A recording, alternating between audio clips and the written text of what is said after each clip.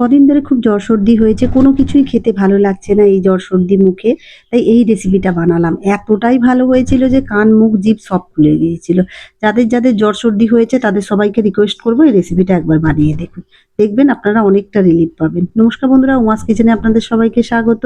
প্রথমেই দেখুন গ্যাসে একটা কড়া বসিয়ে তার মধ্যে ১ চামচের মতো তেল দিয়ে কয়েকটা পটল যেমন আমরা রুটিতে ভাজা করি সেইভাবে কেটে আপনি লম্বা, লম্বা করেও ভাজতে পারেন। এরকম করে ভাজলে সময়টা একটু কম লাগবে। খুব লঙ্কাগুলো ঝাল আমি ৩ টে দিলাম, বেশ কয়েকটা রসুন দিলাম।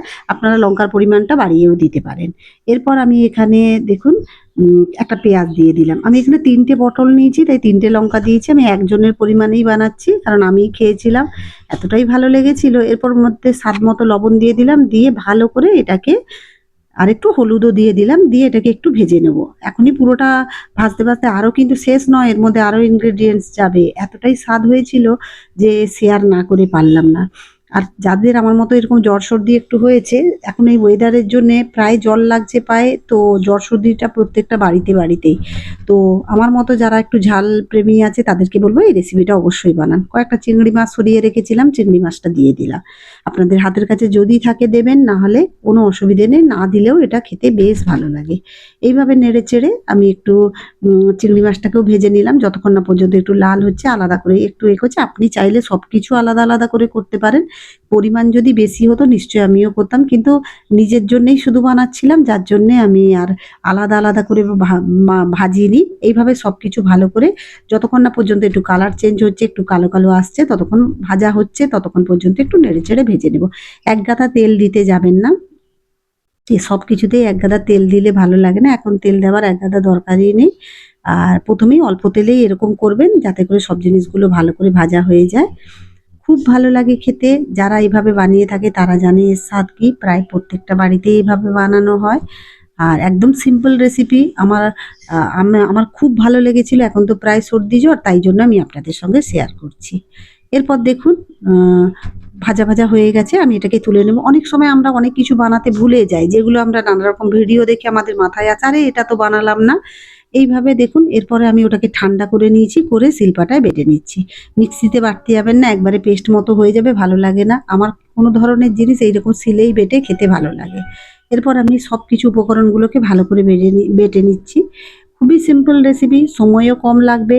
আপনি এটা দিয়েই ভাত খেয়ে নিতে পারবেন। এখনো শুধু বেটে নিলেই হবে না, এখনো এর কাজ আছে। নিজের জন্যে বানাচ্ছেন, একদিন একটু সময় দিন না। কি আছে? ভালো খেতে হলে একটু সময় তো লাগবেই। ভালো করে বেছে নিলাম। মিক্সিতে তো একবার ঘুরিয়ে নেবেন। কিন্তু অসুবিধে কিছু নেই। একবার ঘুরিয়ে নিলেও ঠিক দরদরা থাকবে, খেতে ভালো লাগবে। একবারে সেই পেস্টটা হবে না। দেখুন আমার বাটা হয়ে গেছে। আর এইভাবে বেটে নিলে শিলপাটায় একটু স্বাদটা বেশি আসে। তো দেখুন এইভাবে বেটে নিলাম। খুবই সিম্পল রেসিপি, কিন্তু খুব ভালো লাগছিল বলে আমি আপনাদের সঙ্গে শেয়ার করলাম। কারা, কারা বানাতে চান অবশ্যই বানিয়ে নেবেন জ্বর সর্দি মুখে। এমনিও ভালো লাগবে। বাড়িতে ১ম পাতে দিলে সবাই খুবই খুশি হয়ে যাবে। দেখুন আমি এটা নিয়ে নিলাম। এরপর গ্যাসে কড়া বসিয়ে আমি এতে আবার কিছুটা তেল দিয়ে দিলাম।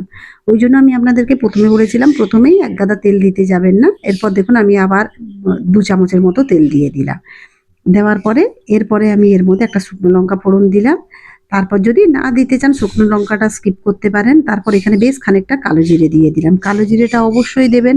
আবার আপনি কালো জিরেটা ভেজেও বেটে নিতে পারতেন, কিন্তু আমি এইভাবেই দিলাম, কালো জিরেটা তখন দিইনি। এবার এটাকে ভালো করে একটু ভাজা, ভাজা করে নেব। দারুণ লাগে, খুবই একটা সিম্পল রেসিপি। একটু টাইম লাগবে কারণ এটা ঠান্ডা হতে একটু দিতে হবে। তারপর আপনি এটাকে বাটবেন। আপনি মিক্সিতেও যদি তাড়া থাকে একবার ঘুরিয়ে নিতে পারেন। খুবই সিম্পল, কিন্তু তারপরে যে আপনি রিলিফটা পাবেন তার আর কোনো কথাই নেই। খেতে খুবই ভালো লাগে। কারা, কারা এইভাবে বানিয়ে থাকেন অবশ্যই কমেন্ট করে জানাবেন। আর চিংড়ি মাছ না দিলেও কোনো অসুবিধে নেই, এমনিতেই খুব ভালো লাগবে। দেখুন তবে লঙ্কার পরিমাণটা কিন্তু একটু বেশি রাখবেন। ঝাল, ঝাল না হলে খুব একটা ভালো লাগবে না। আমার ভালো লাগে না।